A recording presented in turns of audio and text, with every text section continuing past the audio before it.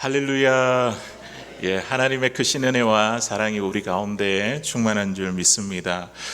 우리 지난주 우리 부흥 강사 우리 목사님을 통해서 우리 배웠는데 한번 기억하시는지 모르겠습니다. 고감 사축 고맙습니다. 감사합니다. 사랑합니다. 축복합니다. 제가 해볼게요. 고맙습니다. 사랑합니다. 아멘. 감사합니다. 축복해 주셔서 감사합니다. 오늘 우리 함께 읽은 말씀이 고난 속에서 드러나는 믿음의 영광이라는 제목인데요. 우리 옆에 있는 분들에게 이렇게 축복하며 인사하면 좋겠습니다. 하나님은 고난 가운데도 함께 하십니다. 하나님은 고난 가운데도 함께 하십니다. 아멘. 아멘. 오늘도 우리 말씀을 사모하는 저희들을 위해서 우리 하나님께서 또 영의 양식으로 크신 은혜를 예비하고 계신 줄로 믿습니다. 우리는 살아가면서 축복은 참 좋아하지만 고난은 피하고 싶어 합니다.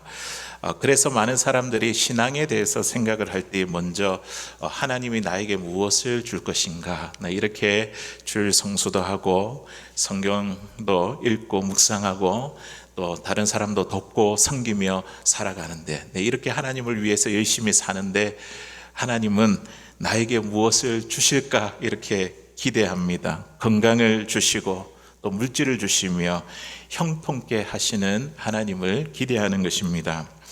물론 하나님께서 우리에게 좋은 것을 주시는 사랑의 하나님이십니다. 그러나 성경은 아주 중요한 한 가지 사실을 우리에게 가르쳐 줍니다.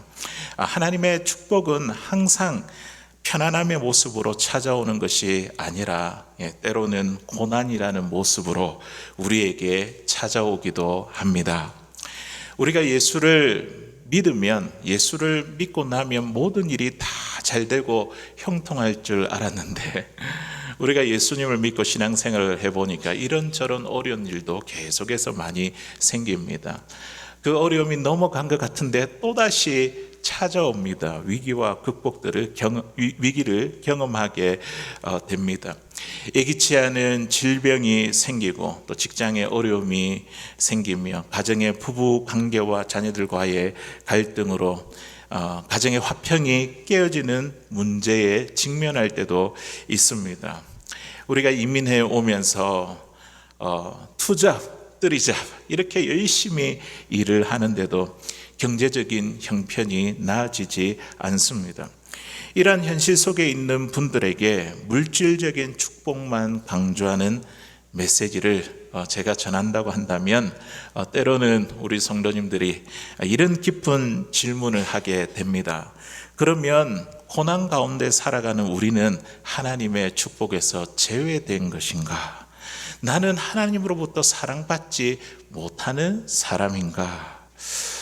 우리가 신앙생활을 하면서 참 조심해야 될 것은요, 축복을 너무 좁게 이해하는 것에 있습니다. 우리는 때때로 하나님께서 우리에게 주시는 가장 큰 복을 물질적인 풍요라고 생각합니다. 그러나 성경이 말하는 가장 큰 축복은요, 복의 근원이 되신 하나님과 바른 관계를 누리는 것입니다. 우리가 아무리 많은 것들 가진다 할지라도 하나님과의 관계에서 어긋나고 또 바른 관계를 맺지 못하면요, 그것은 복이 아니죠. 그 복을 누릴 수가 없습니다. 우리가 매주일 때마다 고백하는 그 사도신경, 그 사도신경을 한번 기억해 보십시오. 사도신경은요, 예수님에 대해서 이렇게 고백하게 합니다. 본디오 빌라도에게 고난을 받으사. 예수님에 대해서 어떻게 고백합니까? 본디오 빌라도에게 고난을 받으사 십자가에 못 박혀 죽으시고. 우리의 신앙의 중심에는요, 고난 받으신 그리스도가 있습니다. 우리가 고백할 때에 물질적인 풍요를 누리시는 그리스도, 이렇게 우리가 고백하지 않지 않습니까?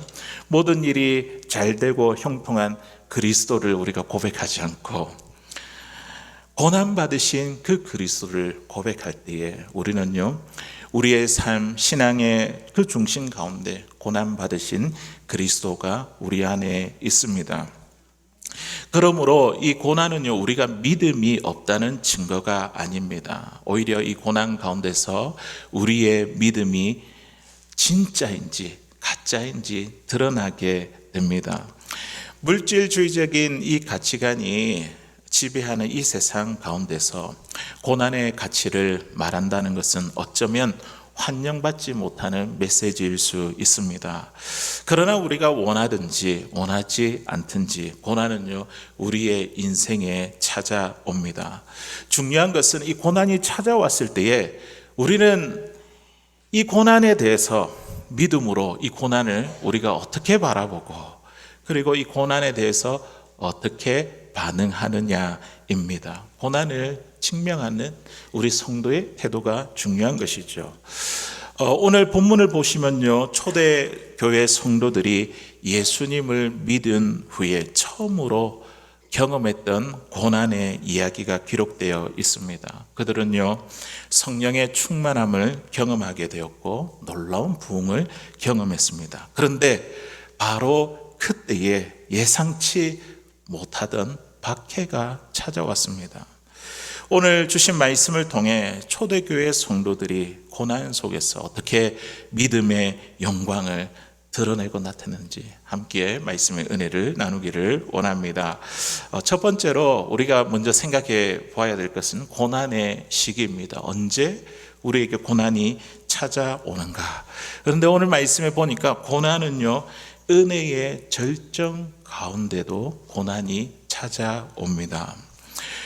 사도행전 2장에 있는 말씀을 보면 교회의 탄생을 다루고 있죠. 어떻게 교회가 시작되었는가? 어떻게 시작되었죠?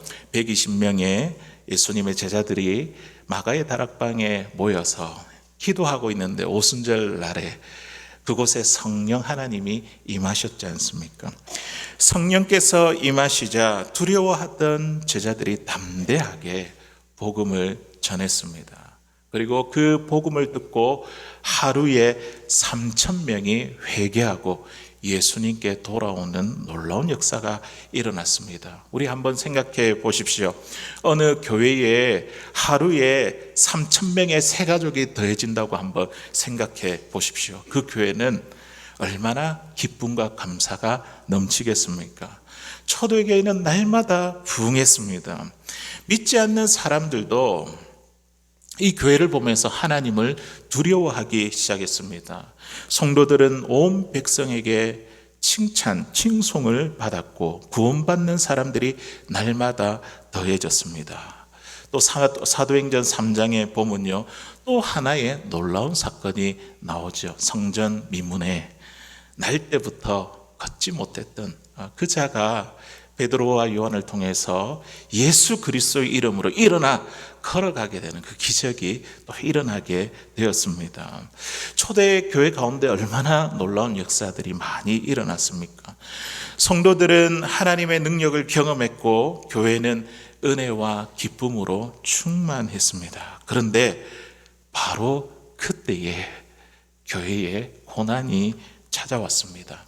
오늘 우리가 함께 읽었던 이 사도행전 4장에 보니까요, 베드로와 요한은 붙잡혔고 감옥에 갇히게 되었습니다. 그리고 예수님의 이름으로 말하지 말라는 그런 위협도 받았습니다. 성도들은 이렇게 생각했을 것입니다. 하나님, 왜 하필이면 지금입니까? 이렇게 부흥하고 또 기적도 일어나고 이렇게 은혜가 충만할 그때에 왜 이런 고난을 허락하십니까? 우리도 때때로 같은 질문을 할 때가 있지 않습니까? 하나님, 제가 기도하고 있는데 왜 이런 일이 일어납니까? 제가 믿음으로 살아보고자 하고 이렇게 발버둥 치는데 왜 저에게 고난이 찾아옵니까? 하나님, 우리 교회가 더 뜨거워지고 부흥하고 있는데 왜 우리에게 이런 어려움을 주십니까? 그러나 사랑하는 성도 여러분, 기억하십시오. 고난은요, 하나님의 은혜가 떠났다는 증거가 아닙니다. 오히려 하나님께서 이 고난을 통해서 우리의 믿음을 더욱 깊게 하시고 성숙하게 하시며 단단하게 하시는 과정입니다. 우리가 축복이 계속될 때 이렇게 착각할 수 있습니다. 내가 자꾸만 잘 되고 형통할 때에 어떻게 착각하죠? 내가 잘해서 그렇지, 나에게 능력이 있어서 그렇지. 그러나 그때에 고난이 찾아오면 우리는 깨닫습니다. 내가 내 힘으로 사는 것이 아니구나. 내가 지금 받은 것이 하나님의 은혜이구나. 지금 나를 붙드시는 분이 하나님이시구나. 고난은요, 우리를 축복 자체에 머물지 않게 하고요, 축복을 주시는 그분 하나님을 바라보게 합니다. 그러므로 사랑하는 성도 여러분, 평안할 때만 하나님을 붙드는 믿음이 아니라 폭풍 가운데서도, 어려운 가운데서도 하나님을 뜨겁게 신뢰하는 믿음으로 나아가는 저와 여러분들 되시기를 바랍니다. 하나님께서는 때로는 우리의 믿음을 시험하기 위해, 또 우리의 믿음을 더 순결하게 하시기 위해 고난의 시간을 허락하십니다. 그러므로 고난은 하나님께서 더 깊은 믿음으로 이끄시는 은혜의 과정입니다. 두 번째로 우리가 생각해 보아야 될 것은요, 고난을 대하는 우리의 자세입니다. 고난을 직면하는 성도의 태도이죠. 고난이 찾아오는 것을 우리는 막을 수가 없습니다. 그러나 고난 앞에서 우리가 어떤 태도로 이 고난에 대해서 내가 이 태도를 취할 것인지 선택하는 문제는요, 우리의 믿음과 연결이 되어 있습니다. 같은 고난을 만나더라도 어떤 사람은 믿음을 잃어버리고 또 어떤 사람은 더욱더 하나님을 붙들게 됩니다. 어떤 사람은 고난 때문에 무너지기도 하고 또 어떤 사람은 고난을 통해 더 강한 믿음의 사람으로 세워집니다. 그렇다면 초대교회 성도들은 고난 앞에서 어떻게 반응했을까요? 그들에게는 두 가지 선택의 길이 있었습니다. 첫 번째는요, 침묵하고 복음을 포기하는 길입니다. 사도들은 얼마든지 침묵하고 전도를 포기할 수 있었습니다. 베드로와 요한이 성전 미문에서 태어날 때부터 걷지 못하는 이 사람을 고친 그 기적 때문에 많은 사람들이 몰려와 복음을 듣고 예수님을 믿게 되었습니다. 그러나 이것을 불편하게 여긴 종교 지도자들은요, 사도들을 붙잡아 감옥에 가두었습니다. 그리고 나서 이렇게 경고를 합니다. 우리 사도행전 4장 18절 우리 같이 한번 읽어보겠습니다. 시작. 그들을 불러 경고하여 도무지 예수의 이름으로 말하지도 말고 가르치지도 말라. 아멘. 얼마나 강력한 경고이고 위협입니까? 사도들이 감옥에 갇혀 있는데 너희들이 예수님의 이름으로 말하지 말라. 그 때문에 너희가 갇힌 것이다. 말하지 않으면 풀어주겠다. 이렇게 위협을 하면 어떻게 하겠습니까? 네, 말하지 않겠습니다. 이러면 편하지 않겠습니까? 그들의 요구를 받아들이기만 했다면 그들은 고난을 피할 수 있었을 것입니다. 감옥에 들어갈 필요도 없죠. 위협받을 필요도 없습니다. 편안하게 신앙생활할 수 있습니다. 우리도 그렇죠. 때로는 신앙 때문에 우리가 손해를 볼 때가 있습니다. 예수님 때문에 내가 양보해야 할 때가 있습니다. 내가 믿음을 지키다가 오해를 받을 때도 있습니다. 그럴 때에 우리는 이렇게 생각을 합니다. 그냥 조용히 있으면 되지 않을까? 굳이 내 믿음을 드러내서 어려움을 당할 필요가 있을까? 주일날에 그냥 예배 한번 드리고 조용히 집에 가면 되지. 왜 와서 섬기고 또 봉사하고 이렇게 해서 사람들에게 또 오해도 받고 그렇게 할까? 그러나 사랑하는 성도 여러분, 초대교회 성도들은요, 편안함을 위해 복음을 포기하지 않았습니다. 왜냐하면 그들에게 복음은 단순한 종교가 아니었기 때문입니다. 복음은요, 그들에게 있어서 생명이었고 그리고 그들이 살아가는 이유였기 때문입니다.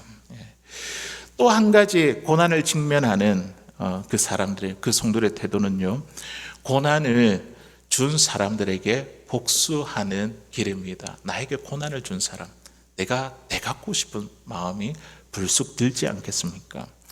사도들에게 있어서 또 하나의 선택지는 나에게 고난을 준 사람들에게 안갚음을 하는 것이었습니다. 왜 우리를 이렇게 괴롭히는가? 왜 하나님의 일을 방해하는가? 분노가 생길 수 있습니다. 그때 당시 예루살렘 교회는요, 작은 공동체가 아니었습니다. 120명으로 시작을 했지만 사도행전 2장에는 벌써 3,000명의 사람들이 회개하고 예수님 믿고 모였습니다. 그리고 4장에 보니까 믿는 자가 또 남자 수만 5,000명이라 이렇게 이야기를 하고 있습니다. 이후에도 계속해서 믿는 사람들이 더해졌습니다. 그들은 마음만 먹으면 많은 사람들을 모아 자신들을 박해하는 사람들에게 맞설 수도 있었습니다. 그러나 예수님은 살아계실 때에 제자들에게 세상의 방식으로 싸우지 말라고 가르치셨습니다.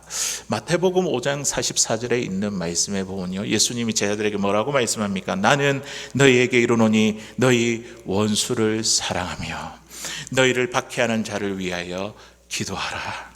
아멘. 우리 예수님은요, 힘으로 세상을 정복하지 않으셨습니다. 그 대신 어떻게 해요?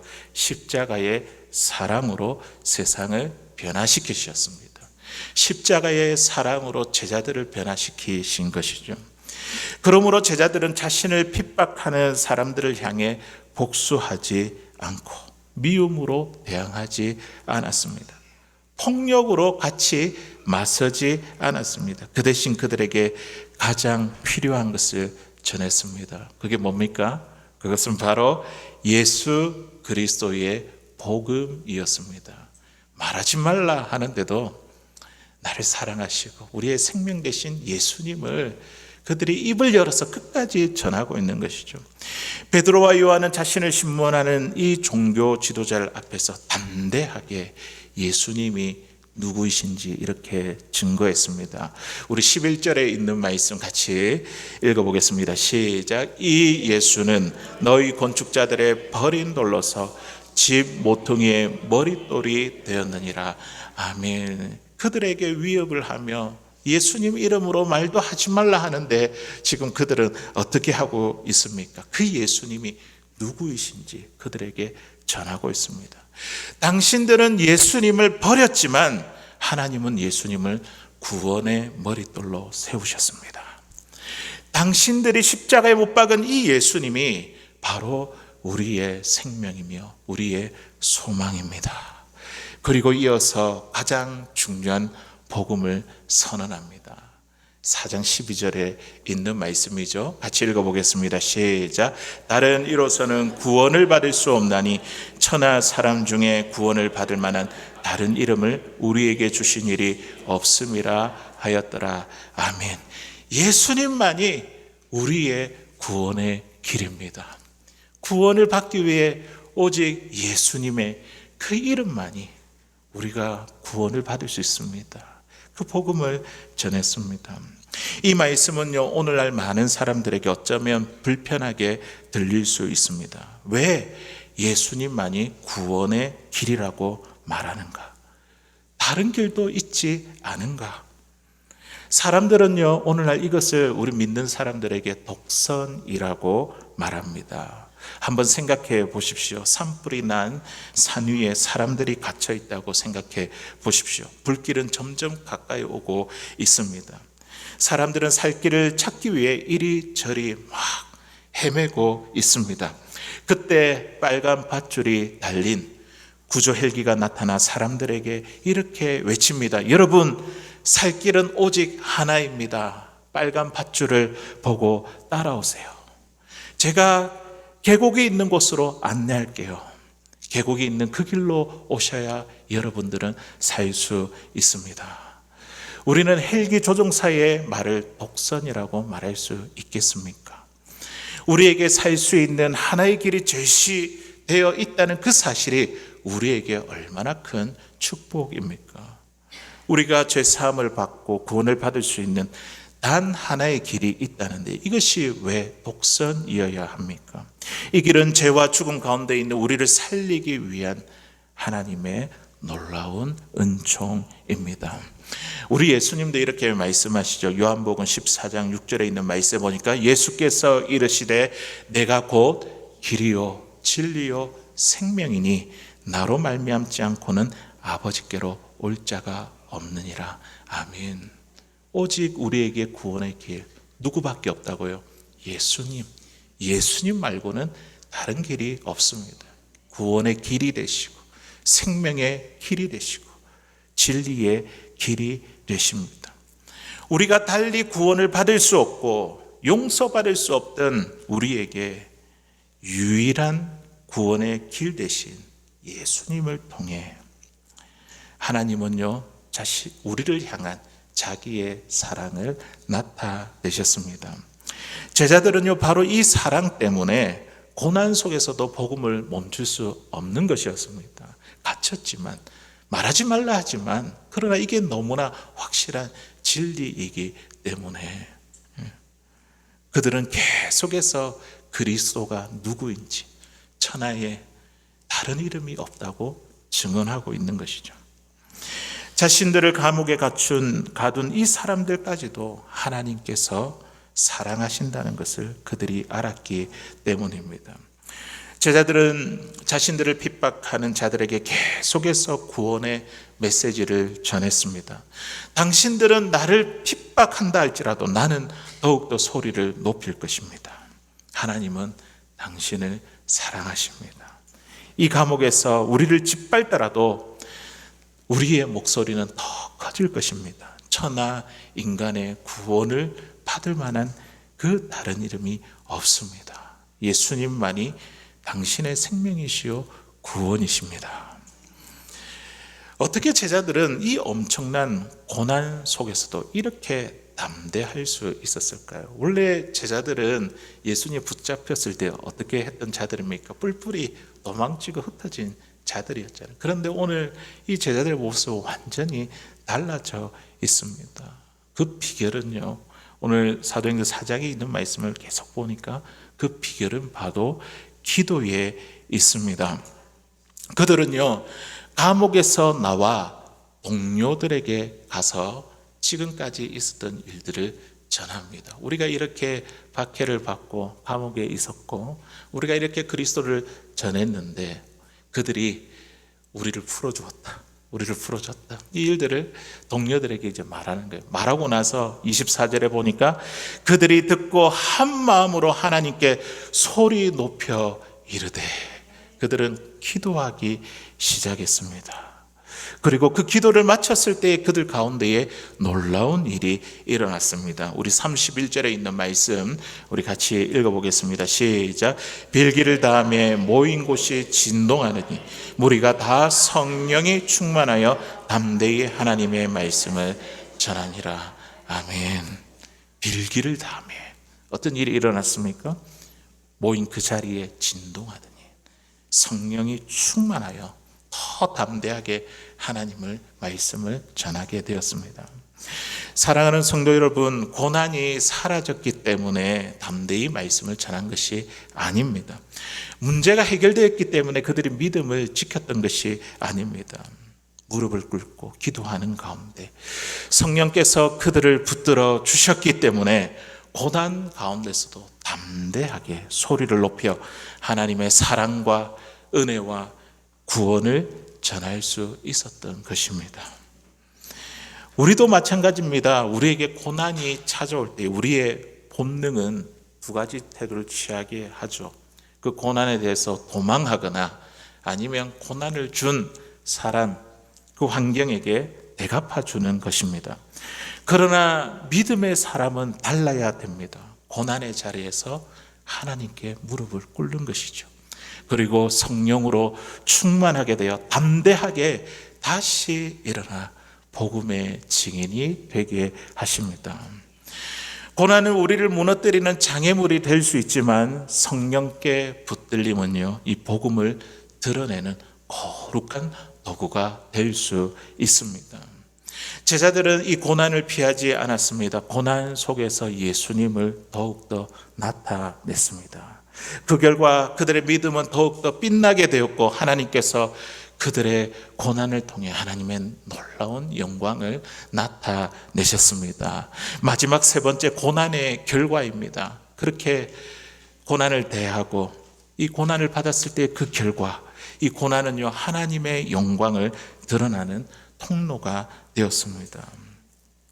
초대교회 성도들이 고난 가운데 믿음을 지켰을 때에 어떤 결과가 나타났습니까? 고난이 이 복음의 역사를 막았습니까? 아니죠. 그렇지 않았습니다. 오히려 고난은 복음이 더 널리 퍼지는 통로가 되었습니다. 우리 오늘 본문 3절 4절에 있는 말씀 우리 같이 한번 읽어보도록 하겠습니다. 시작. 그들을 잡음에 날이 이미 저물었으므로 이튿날까지 가두었으나 말씀을 들은 사람 중에 믿는 자가 많으니 남자의 수가 약 5천이나 되었더라.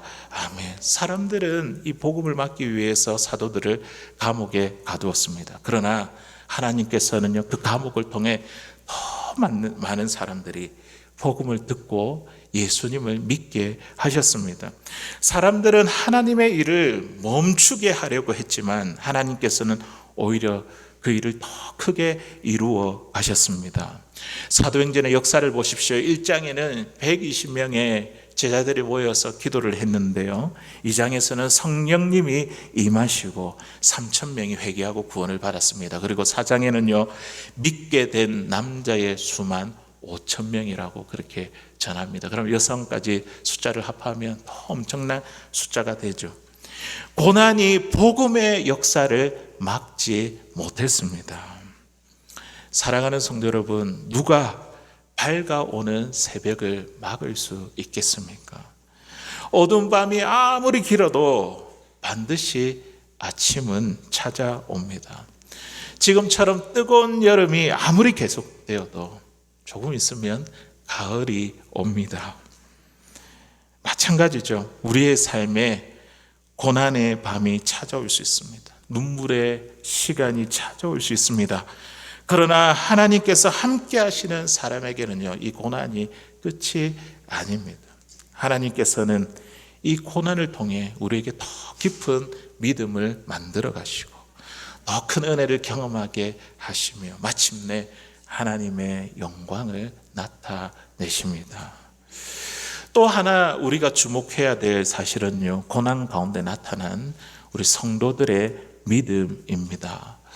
사도들이 이렇게 이야기를 하죠. 예수님의 이름으로 말하지도 말고 가르치지도 말라, 이 위협하고 보내는데 뭐라고 이야기를 하냐면, 너희 말을 듣는 것이 옳은가?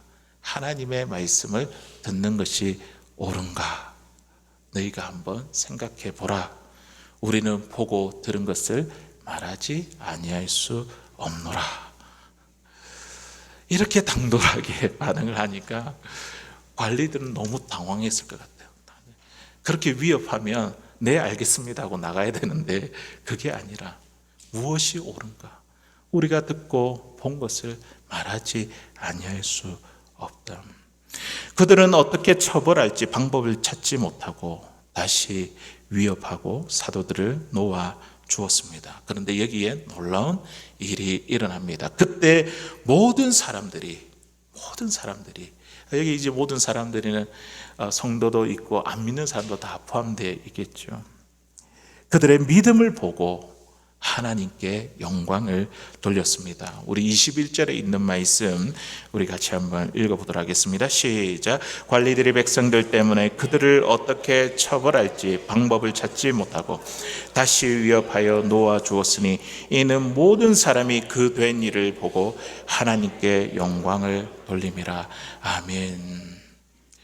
예수님을 믿고 전하는 것 때문에 그것이 싫어서 감옥에 가두었는데 어떤 일이 일어났습니까? 더 많은 사람들이 복음을 듣고 하루에 5,000명 이렇게 회개하고 구원받는 이 역사가 일어나자, 그리고 이 관리들도 어떻게 할지 모르고 놓아주는 그 일들을 보게 되자 모든 사람들이 그 된 일을 보고 어떻게 했다고요? 하나님께 영광을 돌렸습니다. 왜 모든 사람이 하나님께 영광을 돌렸을까요? 세상 사람들은요, 우리 믿는 사람들의 형편을 보면서 고난 가운데 있는 우리 믿는 사람들이 어떻게 말하고 행동할까? 세상 사람들은요, 우리를 보지 않는 것 같지만 우리를 관심이 있고 우리를 보고 있습니다. 그리고 나서 우리의 믿음을 판단하는 것이죠. 저 사람이 믿는 하나님은 정말 살아 계신가? 저 사람의 믿음은 정말 진짜인가? 그런데 우리가 고난 가운데, 어려운 가운데 저와 여러분들이 하나님을 신뢰하면요, 세상 사람들이 우리의 믿음을 바라보기 시작합니다. 아, 진짜구나. 우리 안에 계신 예수님을 보고 그들이 예수를 믿게 돼요. 그들이 하나님께 영광을 돌리게 됩니다. 평안할 때 하나님을 믿는 것은 어쩌면 쉬운 일일 수 있습니다. 그러나 고난 가운데서도 우리가 하나님을 사랑하는 것은요, 세상 사람들에게 강력한 메시지가 될 수 있습니다. 저렇게 힘들고 어려운 가운데서도 주님 사랑하고 붙들고 있으면요, 믿음으로 살아가는 성도들의 모습을 보면요, 세상 사람들에게 아, 저분이 믿는 하나님은 살아 계시구나.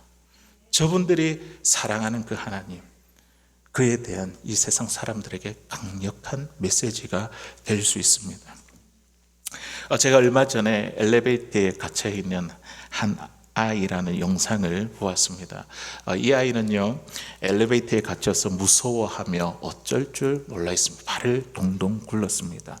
잠시 후에 이 아이가 어떻게 하냐면 몸을 웅크리고 두 손을 모아서 이렇게 기도합니다. 주님, 문을 열어주세요. 조금 무섭지만 주님이 저와 함께 있음을 알아요. 예수님의 이름으로 기도합니다 하니까 갑자기 엘리베이터 문이 찰컥하고 열렸습니다. 그 영상이 이제 캠코더로 이렇게 캠으로 녹화가 되었습니다. 많은 사람들은요, 이 아이의 순수한 믿음을 보고 감동했습니다. 이 아이가 믿는 예수님, 그 안에 있는 예수님, 그것을 보고 순수하게 믿는 그 믿음을 보면서 감동했습니다.